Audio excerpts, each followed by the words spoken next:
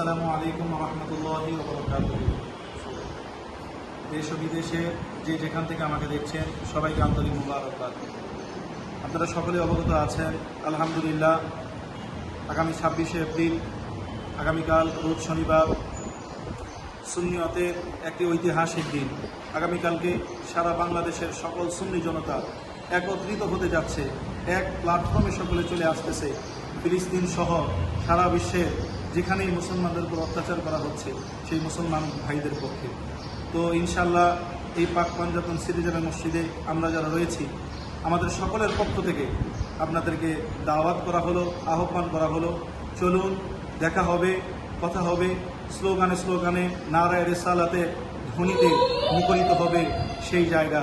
চলুন আমরা সকলেই সেই জায়গায় উপস্থিত হব এবং সেই জায়গায় আমরা নারায়ে রিসালাতের স্লোগানে নবী প্রেমের মহাব্বতের সেই বাগানের মধ্যে সেই সমাবেশে আমরা একত্রিত হয়ে সেই মুসলিম ভাইদেরকে আমরা জানান দিতে যাই যে হ্যাঁ, আমাদের প্রিয় ভাইরা, আপনারা একা নন, আমরাও আপনাদের সাথে আছি। আসুন আমরা সকলে সেই জায়গায় উপস্থিত হই। আসসালামু আলাইকুম ওয়া রাহমাতুল্লাহি ওয়া বারাকাতুহু।